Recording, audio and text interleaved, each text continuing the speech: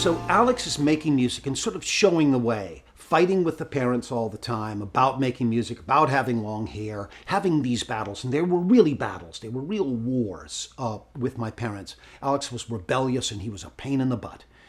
Certainly a pain in the butt to my parents. And so next comes James. And James is a absolutely remarkable artist, creator, and we know that today from his body of work. But the fact of the matter is that he shone brightly from day one.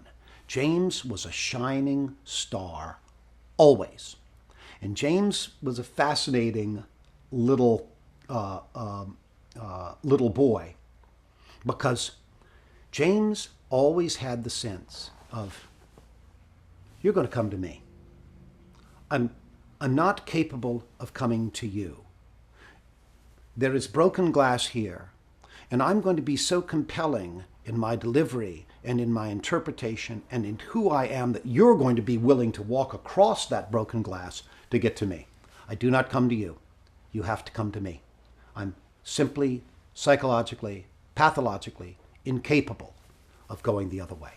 You come here. And people do. But people, they obviously do now, but they did from day one.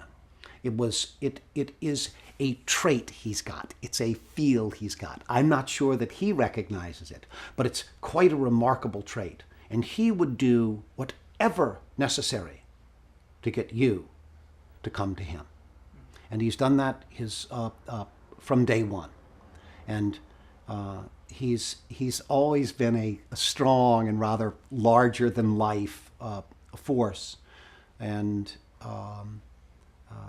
again, from his success that started in his early 20s, it was to me it was predictable in his early teens. He learned to play the guitar. He taught me to play the guitar. He was a reluctant teacher of mine. I would watch him play, and I would try to do what he was doing. And when I didn't do it right, he'd slug me, give me a punch in the arm. But then he would teach me how to do it right.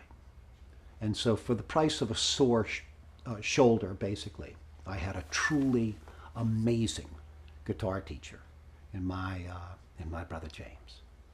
And James is a real innovative guy. The core of his career, he's a fine songwriter, he's a fine singer, but the core of James's career is his guitar playing and his arranging ability. It sort of gets lost, but when you listen to his early records, when you listen to Fire and Rain, he's going boo doo doo doo doo doo doo doo doo doo. It's running the whole band. These were young players. These were inexperienced players, and all they did was just lock on to James Taylor and went along for the ride. I'm telling you, James's career is based. His great genius is his guitar playing, and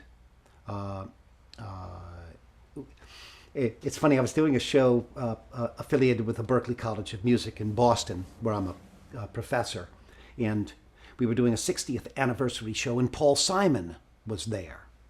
And Paul Simon walked on stage, picked up a guitar, and I've seen Paul play many times. And he started to play the guitar, and I went, oh my God, I had forgotten. This guy is an amazing guitar. And then I was listening, on some station, I listened to that, and Mrs. Robinson, when you hear, that's all Paul Simon driving that band. So it's really interesting, this musicianship that both Paul Simon and James Taylor have, not to mention Bob Dylan's guitar playing. That instrumentality is extremely important as the fundamental underpinning of these groups.